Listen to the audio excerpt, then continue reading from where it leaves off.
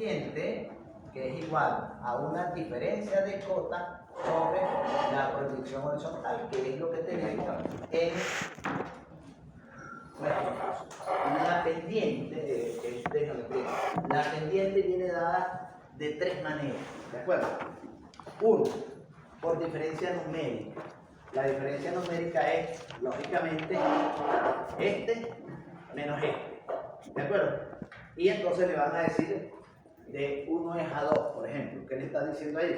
Que si la diferencia de cota es 1, la proyección horizontal es 2. Siempre va a ir de esa manera. Primero la unidad de la diferencia de cota y luego la proyección horizontal. ¿De acuerdo? Ese es 1. Si yo hago esta operación, me va a dar un numerito, ¿cierto? ¿Estamos de acuerdo? Ok. Ese numerito yo puedo manejarlo de dos maneras y me da las otras dos posibilidades de presentar la pendiente. Uno, lo llevo a o de manera porcentual. Hago una pequeña regla de 3 en función al numerito que me da aquí y lo comparo con 100%. Y lógicamente ahí me va a dar un 10, 20, 15, 45, tanto por ciento. La gran diferencia aquí que tenemos que tener cuidado es que esa pendiente es equivalente a 90 grados solamente. ¿Por qué? Porque resulta que todo lo demás es repetitivo respecto a la referencia que tenemos. Cuando yo tenga una cota, un grado de 90, pues lógicamente eso va a ser el 100%.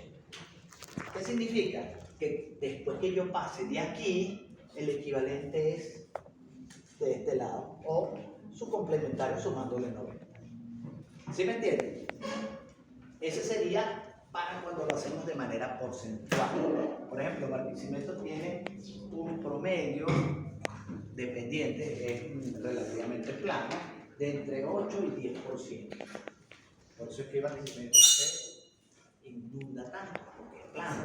Las ciudades planas, pues, tienden a eso, los desagües son un poquito más complicados. Mérida, por ejemplo, tiene un promedio, en general, la ciudad, de 15%.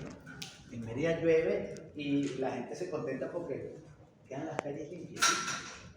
O sea, que todo pasa mucho también en grandes sectores de la ciudad, porque son ciudades que están en montaña. La otra vertiente sería cuando yo la hago en función a grados. El numerito que me da se corresponde a la diferencia de cota entre la proyección horizontal, entonces lo llevo a radianes, ¿cierto? Y lo convierto en un ángulo normal. Volvemos a lo mismo.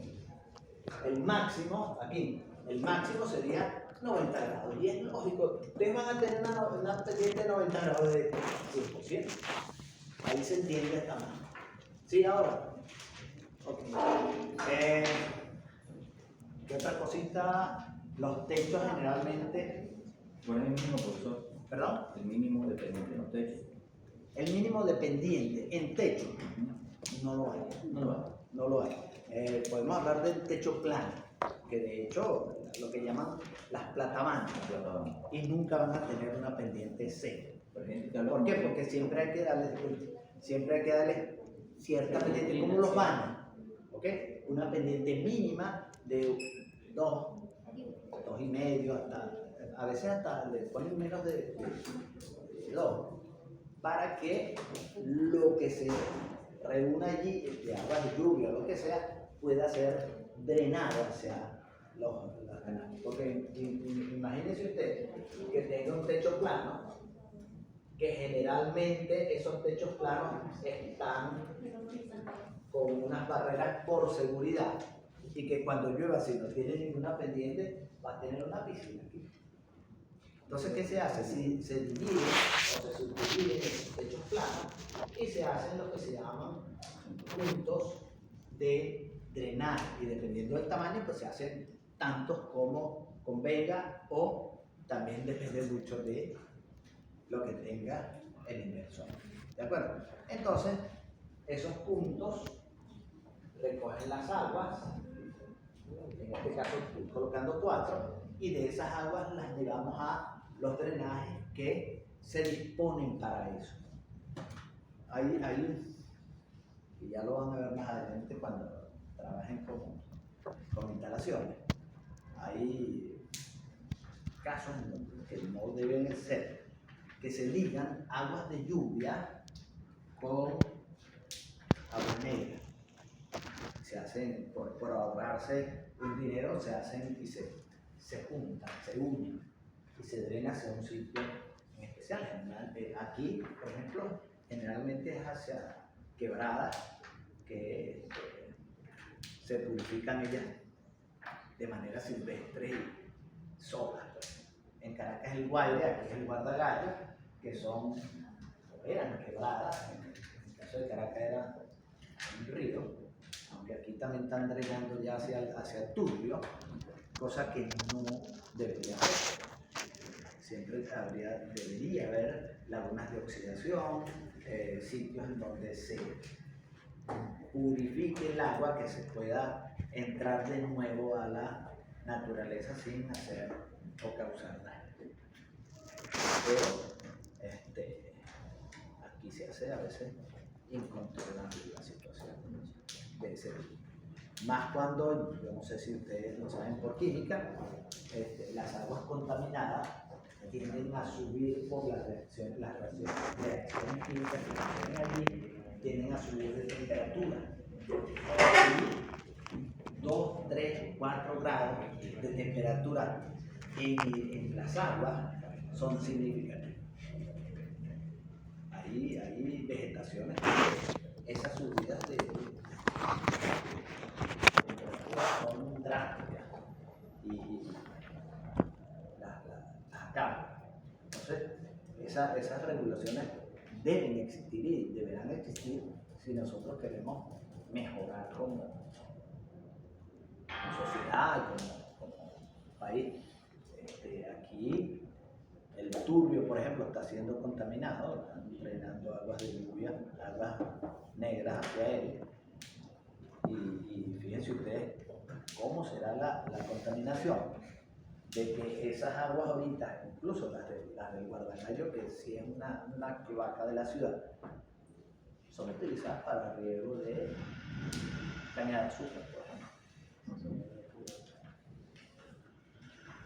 Y ustedes saben cómo se obtiene el azúcar de la caña de azúcar, ¿no?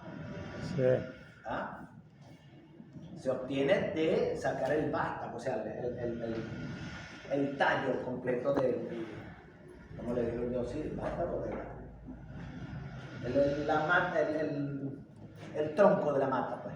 Se desechan las hojas y se muele por medio de maquinaria ese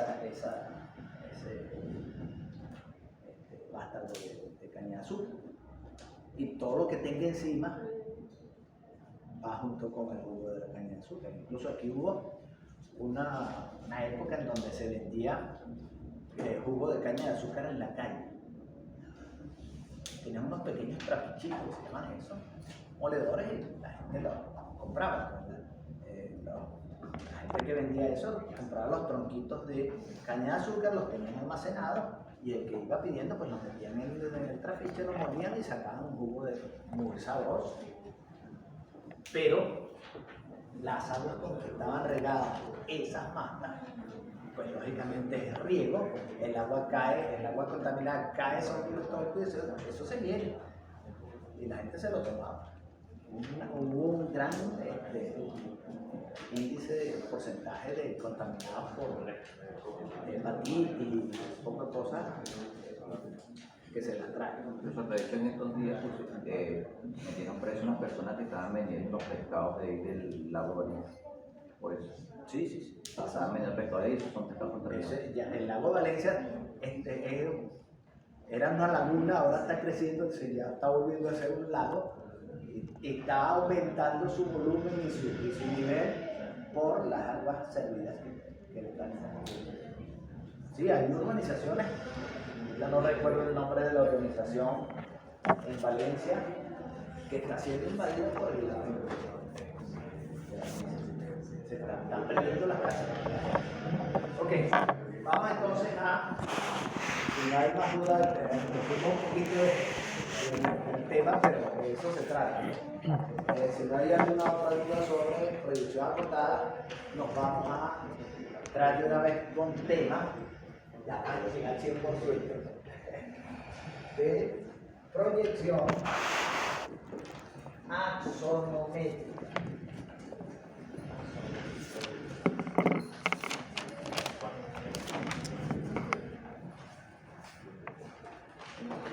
Y el nombre puede causar cierto ruido, ¿okay? Pero sigue siendo lo mismo. Si ustedes se van y observan el nombre, axón significa ejes, metría, metro, medidas sobre ejes, y es lo que hemos estado haciendo desde que entramos en la geometría descriptiva 1, los que dieron cursitos antes de geometría y todo lo demás. Es eso, es lo mismo. Y este es el origen de todo. En función a eso, fíjense ustedes que les voy a pedir algo. Voy a buscar, vamos a buscar esta mesita. En función a lo que vamos a ver.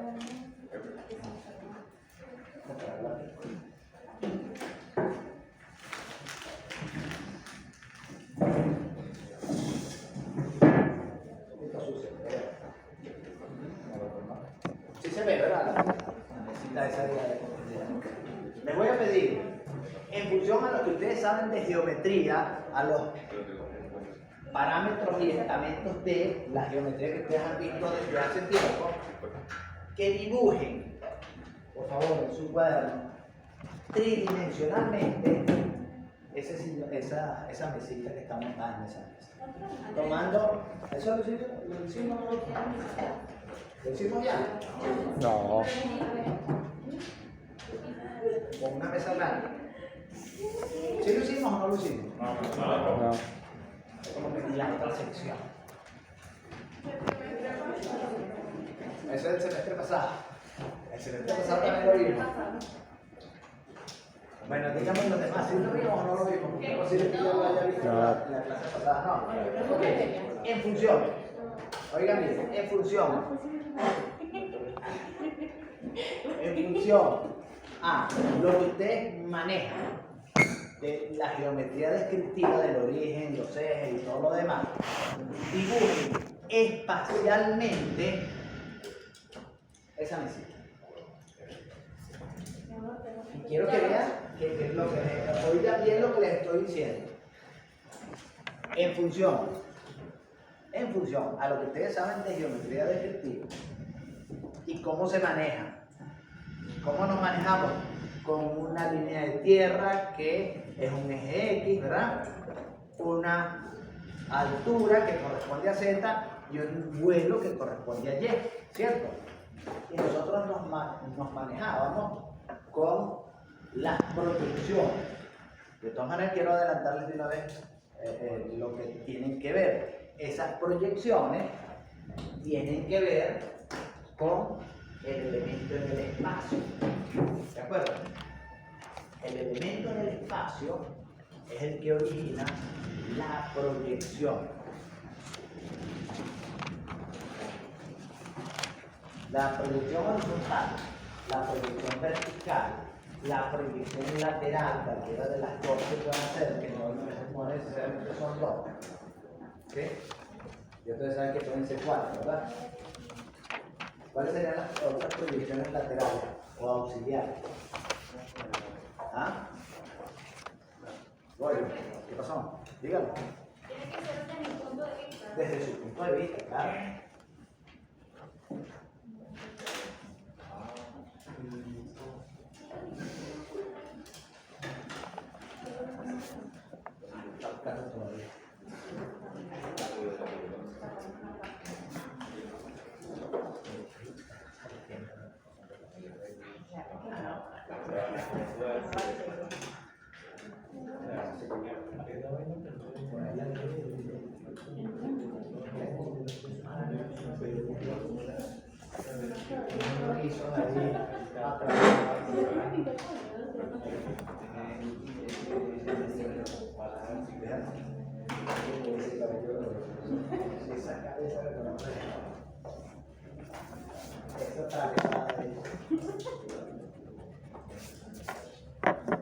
Ahora resulta que soy youtuber y no percibo ninguna ganancia de eso. Nadie percibe. Nadie gana. Todos perdemos. Sí, me conseguí un muchacho. Resulta que es el único youtuber que yo conozco. Sí, yo no soy youtuber. Sí, sí. No puedo abrir un youtuber para decirte.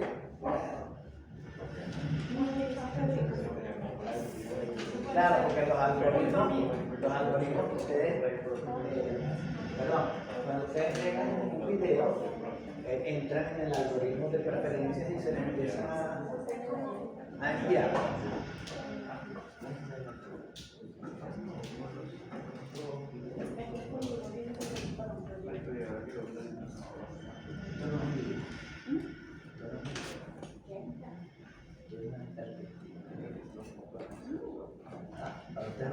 Bueno, vamos a tomarlo así, porque un dibujo tridimensional, aunque aquí yo le voy a decir algo.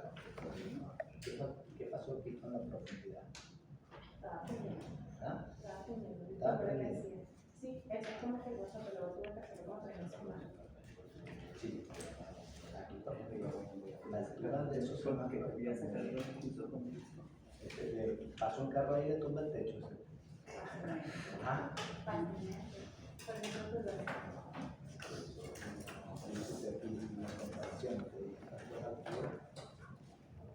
Esta es mayor estando más cercano al punto de fuga que esta que es fuga.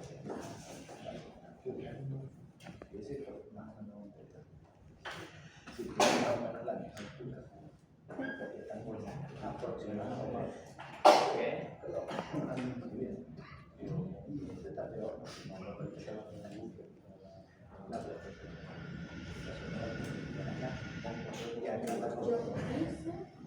Lo que decía el video. Ah, lo que es el video.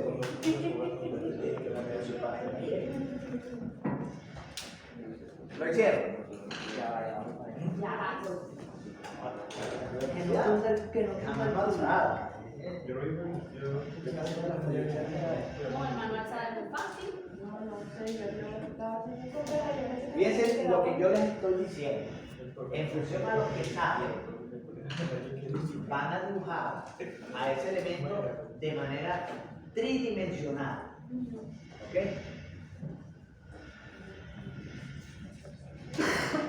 Dicen que el laboratorio se usa ahora. Yo dije, está llegando ahí. Llegaste ya. ¿Funciona el teléfono? Sí, cuando Está llegando el teléfono, pues nosotros hace ya mucho tiempo. No, nosotros tenemos que abrir. ¿Verdad?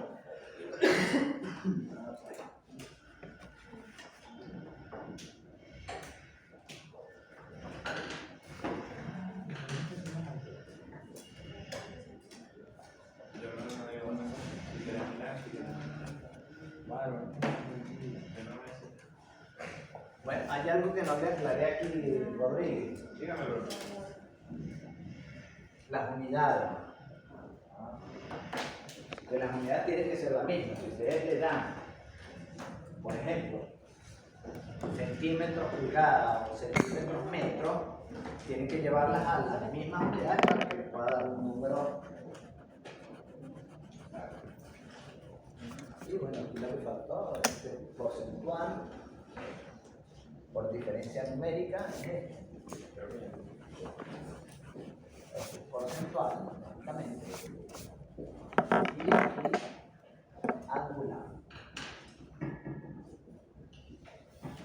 Con el angular tienen que tener cuidado que tienen que llevarlo realmente a ángulos y no a radianes, ¿de acuerdo? Cuidado. Ah, ¿qué pasó? Que se fue por allá. Bajo perfil por allá. Cambiando. Cambiando. Voy a agarrar una mesita esta que me meter aquí.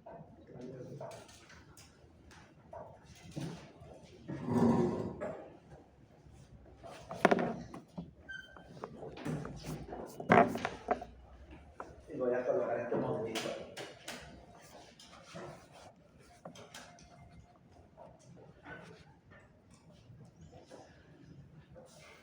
¿Tú también lo mismo que la que pasaba?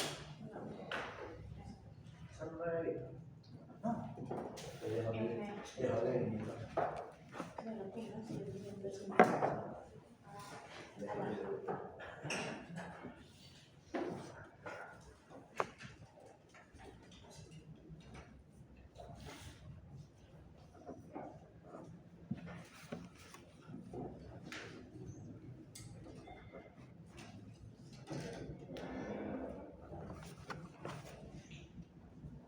Bueno, vamos a hacerles una primera pregunta de lo que están haciendo.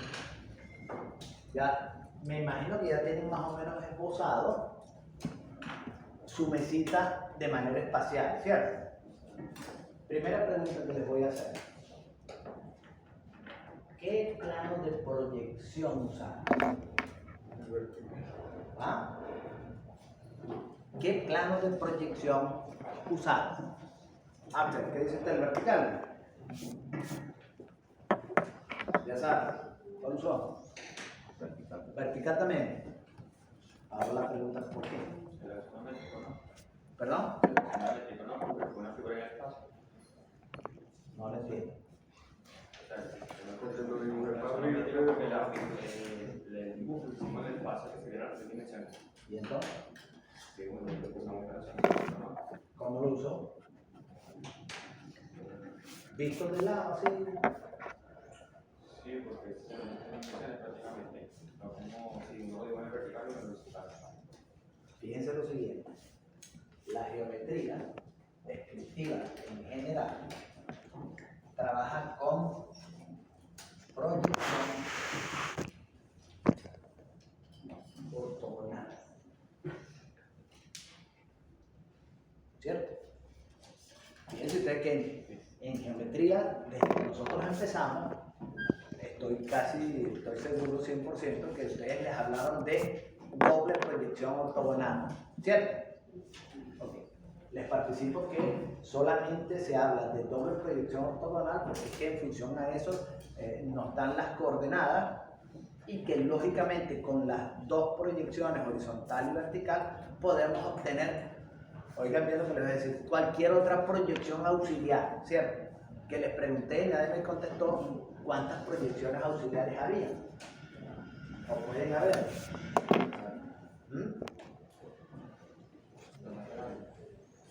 Las laterales, dice usted, ya. ¿Cuántas son las laterales? 2. Ahora le voy a preguntar una cosa. Si nosotros estamos metidos en este salón, el piso nuestro sería el plano horizontal, ¿cierto? Esta pared que contiene las instituciones magnéticas sería nuestro plano vertical. Tenemos la línea de tierra en la intersección de esos dos elementos. Tendríamos plano lateral, izquierdo o derecho, dependiendo de donde ustedes estén. Plano lateral, izquierdo o derecho, dependiendo del punto de referencia como estén. Si están de frente a mí, sería el izquierdo y este sería el derecho, ¿cierto? Pero ¿y qué pasa con el techo y la pared de atrás? ¿No sirven? ¿Ah? ¿O no cuentan? Y si estoy con proyección ortogonal, yo puedo proyectar hacia el techo y hacia la parte posterior y obtener dos planos de proyección auxiliares más. ¿Cierto? Fíjense ustedes que esto es tanto así que el sistema, los españoles por ejemplo, lo usan mucho, o lo usaban, no sé si han cambiado, usaban que la doble proyección para ellos era el plano donde están las pizarras, era el plano horizontal. Y el plano vertical de ellos era arriba. Y lógicamente su línea de tierra era la intersección, era básicamente el mismo cuento, pero con la línea de tierra acá arriba, y tendríamos entonces plano horizontal, perdón, plano vertical y el plano horizontal en la parte superior. Lo que es que adaptarse a lo que ellos están diciendo o al sistema con que se está trabajando ahí sería básicamente la misma historia, el mismo código. ¿Estamos claros? Entonces, planos de proyección puede ser tantos como 1, 2, 3, 4, 5, 6. ¿Ok?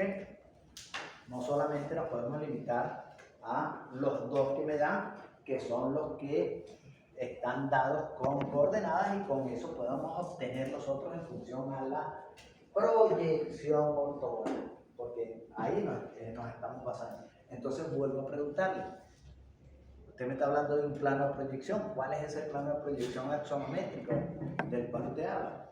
Si seguimos en proyección ortogonal, ¿cuál es ese?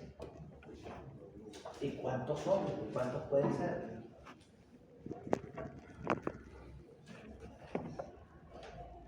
¿Me podrían creer que es uno solo?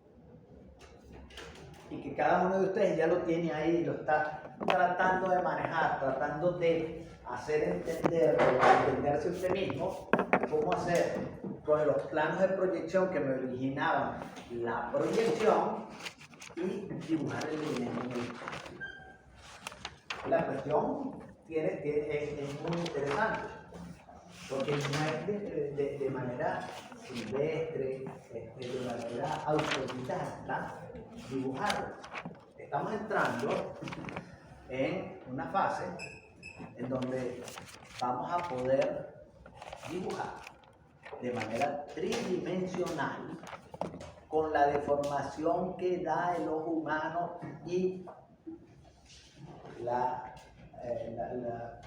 ciencia numérica, que la podemos adaptar a un solo plano de proyección. Fíjense ustedes que, por hablar de los pintores, de los artistas, ellos presentan un cuadro, y en los cuadros no están los planos de proyección, ¿cierto? Sin embargo, tienen cierta manera de referencia de la proyección axonométrica, o algo que podemos ver más adelante, incluso con los urbanismos que les interesa un poco más eso, con la perspectiva cónica, que son los dos elementos que abarcan la tridimensionalidad, la deformación normal con la cual nosotros estamos viviendo y trabajando. Estas son las dos partes más interesantes considero yo que las más interesantes. Entonces, utilizar un solo plano de proyección, ¿verdad? ¿O no? ¿Cómo? ¿Usted no sabe lo que hizo? Fíjense ustedes de lo que se trata. Voy a remitirme aquí al modelito este. Su página, su lámina, su papel que tiene ahí, puede ser borrador o lo que sea, ese va a ser su plano de proyección. Ese es su plano de proyección. Y usted lo va a colocar totalmente de frente a usted. El sistema con el cual hemos venido trabajando, proyección ortogonal, doble proyección ortogonal, triple proyección ortogonal, las 6 proyecciones ortogonales que ustedes quieran, las vamos a poder manejar tridimensionalmente y vamos a obtener al elemento del espacio con la deformación que corresponde. Porque si ustedes dibujan tridimensionalmente un elemento sin la deformación que le da el ojo humano, lo van a ver raro. Y se ve raro, lógicamente. Fíjense ustedes, si ustedes ven el obelisco, el mal llamado obelisco, desde aquí desde el canal, lo ven pequeñito. Pero resulta que si ustedes se van acercando, lo van a estar viendo tal cual es su dimensión real. Imagínense ustedes que tú llegas al obelisco y lo ven chiquitico, aquí está pasando algo. O están parados aquí y lo ven del tamaño que es. La vista humana hace esa corrección. Los emplazo a ustedes a que se paren en un edificio alto, en la entrada, pues en la parte más cercana al edificio, y miren hacia arriba. Miren la punta del edificio, el piso más alto. Van a tener la sensación de que el edificio se les viene encima y no se está moviendo, y usted tampoco. Hay otra cuestión que da la visual humana. Cuando hay dos carros que están parados uno al lado del otro y uno se está yendo hacia atrás, usted tiene la sensación de que el carro suyo es el que está yendo adelante. ¿Les ha pasado? Sí. Y es una sensación realmente maluca, porque uno se siente, y es el de al lado que se está yendo atrás. Esa corrección o ese engaño lo asume uno. De eso se trata entonces. Fíjense ustedes que si yo voy a dibujar tridimensionalmente, el plano de proyección, que es este acrílico que está aquí, lo voy a tener totalmente de frente a mí. La proyección ortogonal se va a cumplir en ya los planos de proyección anteriores, plano vertical, plano horizontal, plano lateral, van a seguir siendo plano vertical, plano horizontal y lateral, pero no van a ser planos de proyección. El plano de proyección es su hoja de papel, entonces esa incongruencia, fíjense ustedes cómo se explica acá.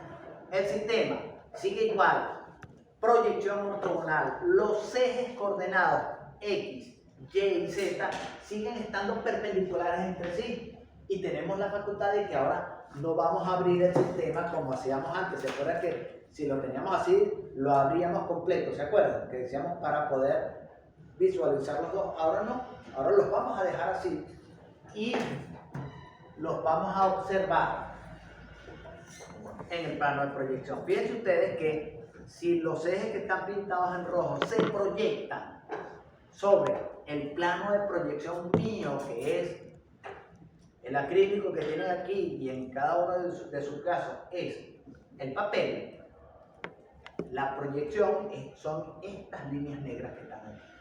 Olvídense de los otros, ya lo vamos a ir viendo. Fíjense ustedes, el eje Z, perpendicular a estos dos, se va a ver desde aquí hasta aquí. El origen, que está aquí atrás, lo tenemos aquí. Entonces la proyección de X, la proyección de Y, la proyección de Z. Y ustedes me preguntarán, ¿y siempre va a ser así? Siempre va a ser así. Lo que puede cambiar es la posición o la distancia desde donde está el origen hasta donde corta, donde intercepta al plano de proyección. Entonces caben tres posibles soluciones nada más. Básicamente nosotros vamos a trabajar con una sola, pero deben tener la información de las tres. Fíjense lo siguiente: si la distancia del origen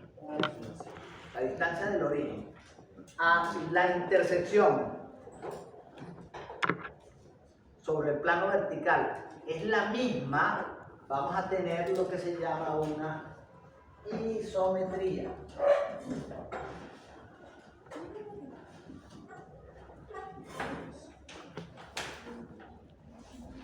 Y es muy sencillo explicarlo. Iso igual, y la medida sobre el eje hasta donde corta el plano de proyección es la misma. Todas son iguales, se llama una isometría. Y ahorita vamos a ver las consecuencias de eso, ¿ok? ¿Cuál es la otra que puede existir? Es que una de las distancias de los ejes hasta uno de los puntos, y ahorita vamos a darle su nombre, sea diferente y las otras dos sean iguales. Allí vamos a tener lo que se llama una bi, en internet aparece también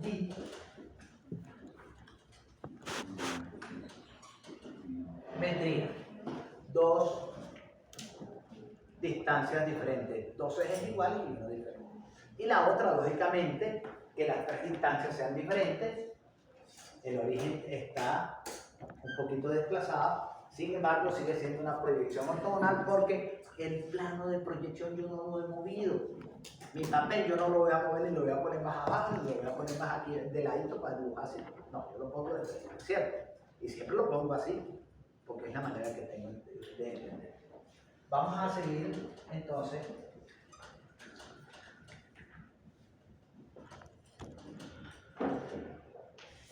Cómo entender y terminar de captar eso.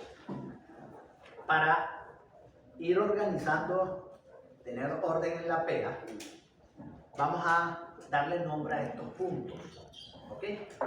A esos puntos los vamos a llamar A sobre el eje X, B sobre el eje Y y C sobre el eje Z. O sea que ya no vamos a poder tener un tetraedro ABCD, por ejemplo. No vamos a poder tenerlo porque esos puntos los vamos a utilizar para puntos sobre los ejes que en el momento que intersectan el plano de proyección. Y fíjense ustedes que, si se dan cuenta, cuando la distancia desde el origen hasta el punto A, hasta el punto B y hasta el punto C es la misma, me da un elemento regular. ¿Ok? Entonces vamos a dar por aquí.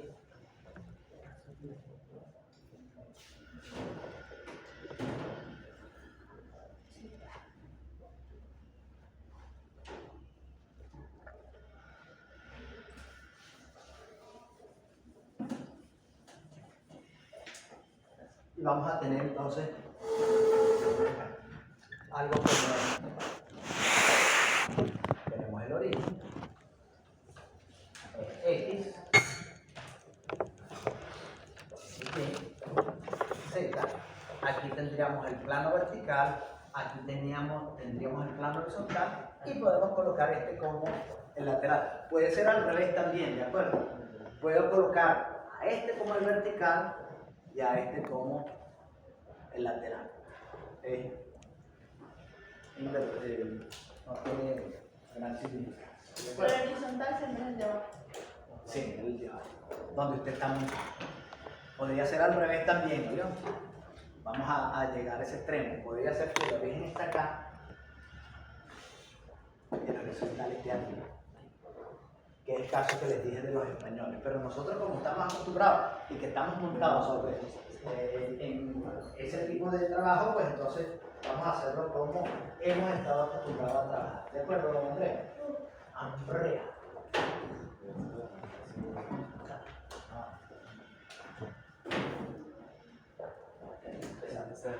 Esta Andrea es nueva. ¿Era nueva cuándo? El mes pasado.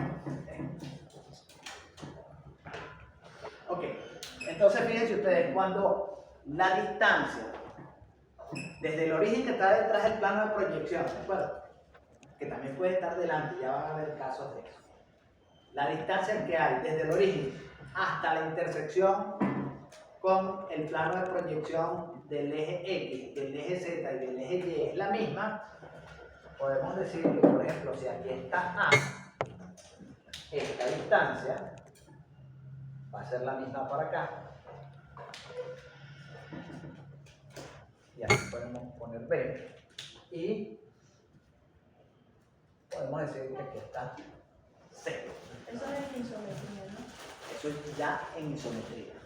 Ya en proyección axonométrica, tridimensional. Fíjense que ya estamos tocando, colocando los tres planos de proyección que antes los separaban, ¿verdad? Ahora no son, ahora están unidos.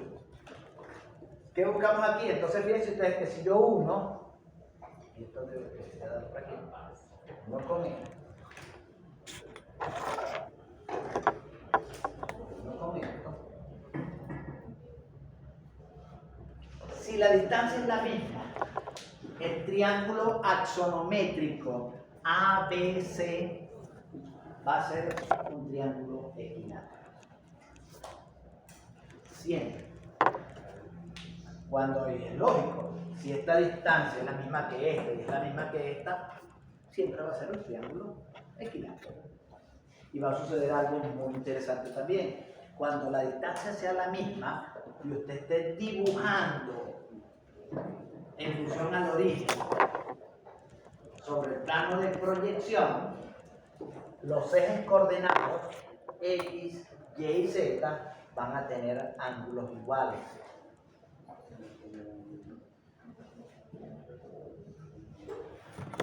El ángulo entre los ejes va a ser el mismo, 120 grados. Y yo no sé si ustedes han oído hablar de la gente que dice de una isometría. ¿Han oído hablar de las isometrías? Hagan una isometría, sobre todo en urbanismo.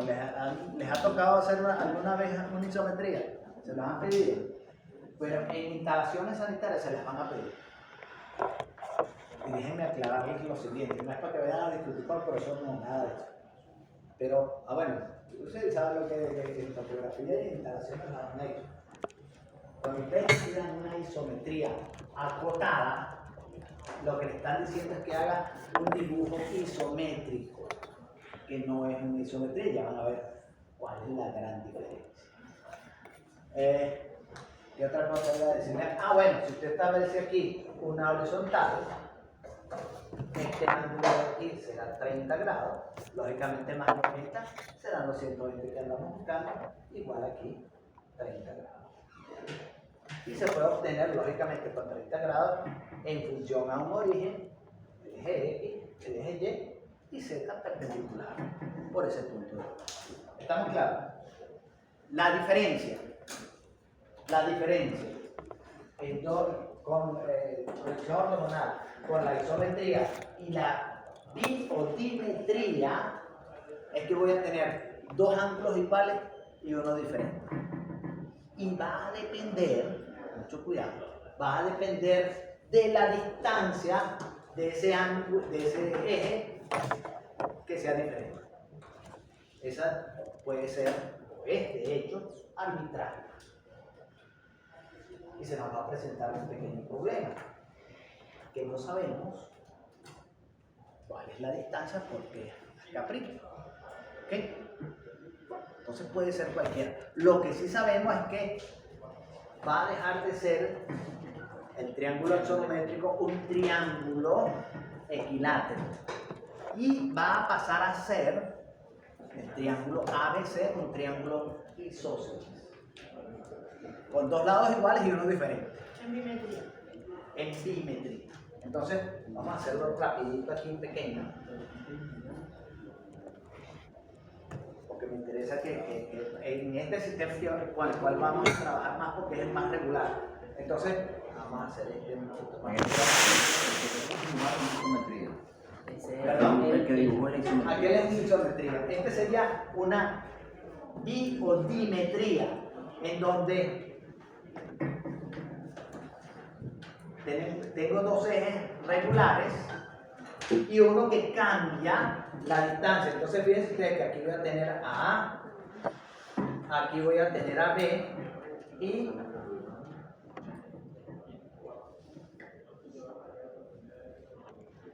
por aquí va a estar C, sabiendo que este es Z, esto es X y esto es Y.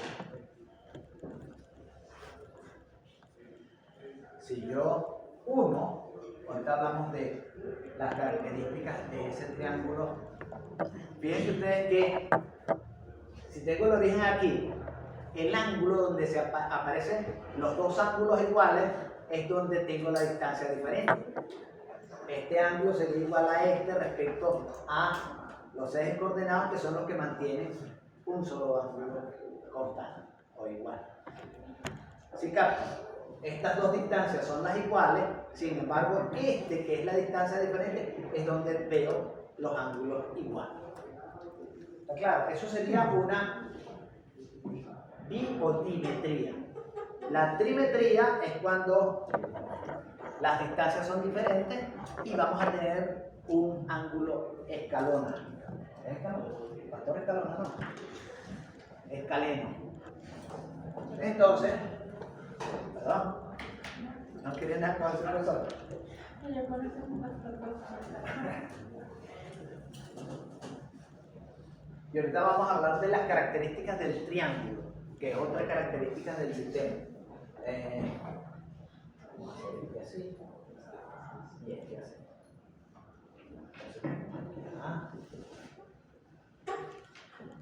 Vamos a ver y vamos a suponer que esto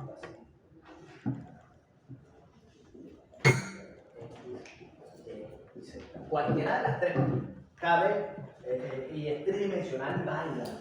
Te da la deformación que ustedes han de buscar.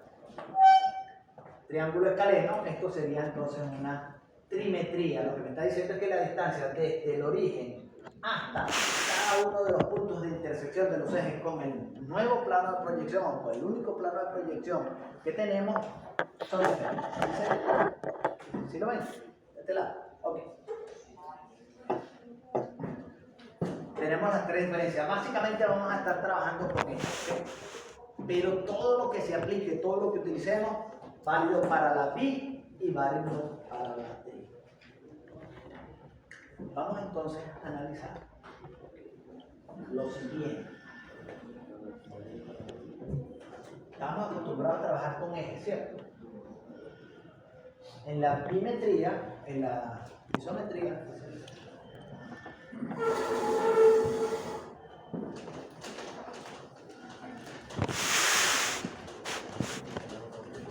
ustedes se acuerdan que trabajamos con tres coordenadas, ¿verdad? ¿Cuáles eran esas tres coordenadas? No me acuerdo. Distancia lateral, vuelo, contra. Cada una se correspondía con uno de los ejes coordenados. Entonces, si eso es así y estamos en una isometría,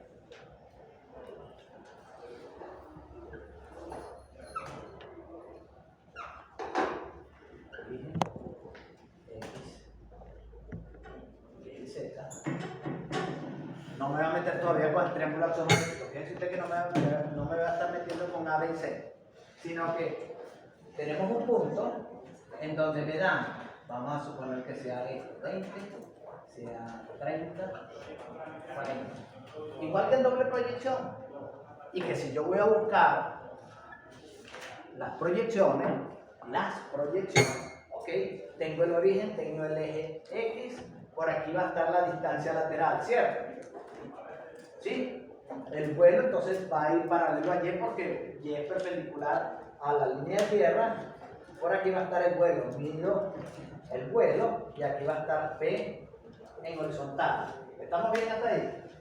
Fíjense usted que lo que estoy haciendo es ubicando al punto en sus respectivas proyecciones. Por acá, paralelo a Z, que es perpendicular a la línea de tierra. Por aquí va a estar, vamos a suponer que sea aquí, tengo a P en vertical. Y que si quiero buscar, y por eso se llama del plano auxiliar, fíjense ustedes que si yo trazo una paralela a la línea de tierra por acá, trazo una paralela a la línea de tierra por acá, me puedo venir aquí, subir aquí, o sea, paralela a esta y paralela a esta, y aquí va a estar P el lateral.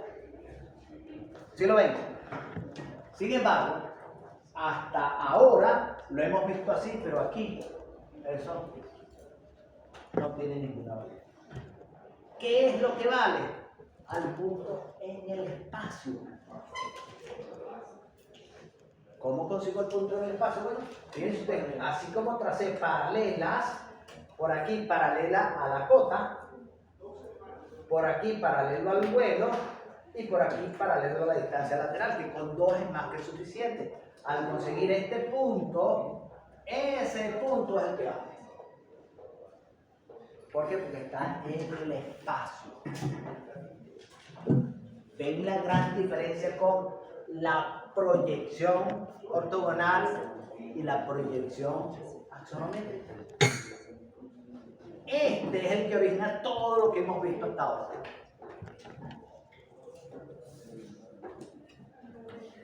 ¿Pero todo bien? Bien, ¿Sin duda? sin duda. Ok. Qué bueno, qué bueno. Y sin adivinar tampoco, ¿eh? Vale. Seguimos, continuamos. Ok. Esto no es tan así, ni tan sencillo como La hemos colocado. ¿Por qué? Antes, cuando teníamos los planos abatidos, lógicamente teníamos una línea de tierra que la veíamos en verdadero tamaño, ¿verdad? Teníamos un vuelo perpendicular a la línea de tierra que también lo veíamos en verdadero tamaño. Y teníamos una cota que la teníamos en verdadero tamaño. Aquí eso no sucede. Ni el vuelo, ni la distancia lateral, ni la cota están en verdadero tamaño. ¿Por qué? Fíjense lo siguiente. Vámonos a los ejes originales, que eran con los cuales estamos trabajando. El origen no está aquí, el origen está detrás del plano de proyección. El plano de proyección está incrustado en el sistema con el cual estábamos trabajando. ¿Okay? La distancia real desde B hasta donde empieza la distancia lateral o hasta donde está el punto A, la distancia real es esta que está acá atrás, ¿cierto? Y la distancia que nosotros estamos viendo es esta que está aquí. No son iguales. Si se las volteo, pues fíjense ustedes que esta es una distancia y esta es otra totalmente diferente. ¿Cómo Carrizo hace? Vamos a poner el sistema. Profe, permítame un momentito para ver. Hizo que se me caía el cerrado.